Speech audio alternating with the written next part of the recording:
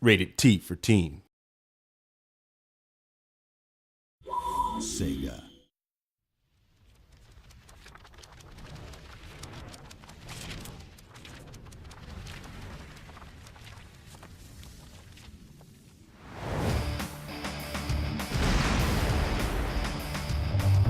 Marvel really has led the way in terms of taking their brands and blowing them out and making them ubiquitous everywhere. Our relationship with Marvel has just been awesome. We've got a lot of people here that are really familiar with the Marvel Universe and actually the Incredible Hulk.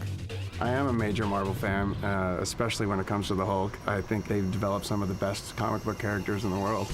Edge Reality, what they bring to it is a real passion of understanding of what the Hulk is, and I think that's something that is really going to be true to the film too, and I think that's where the connection was for me, is the fun and playful side, the intense action, the anger. Like, there's a lot of different things that are fun and cool about the Hulk, and I think they understood that, and I think that's something that's, you know, going to go across both the movie and the game.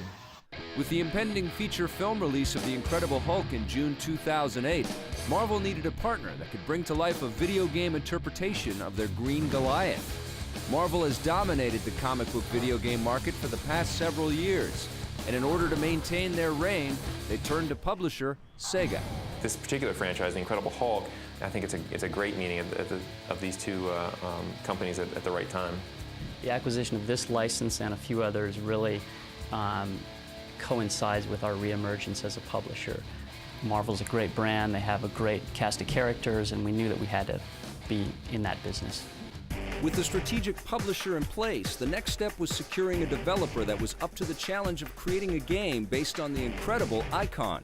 Edge Reality became a very obvious choice to do the Hulk video game. We looked at 8, 10 developers or so, and they had an amazing understanding and passion for the Hulk.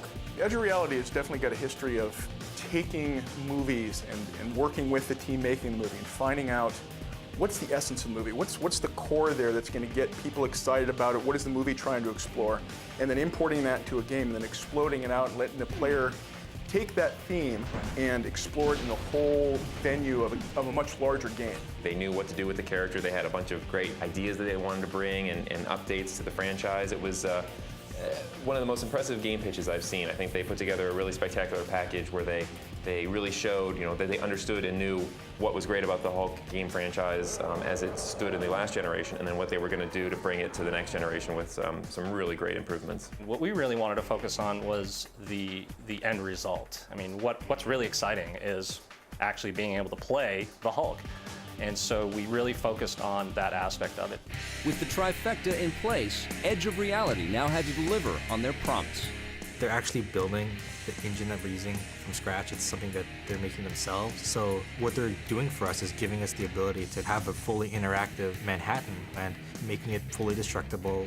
Not only you can move across vertical spaces like on the ground, you can go up and down, and there's day and night cycles, so it's going to feel like a living, breathing city.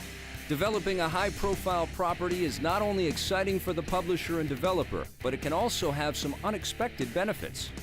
As a studio, having a high-profile game like this is going to enable us to also attract a lot of high-caliber talent.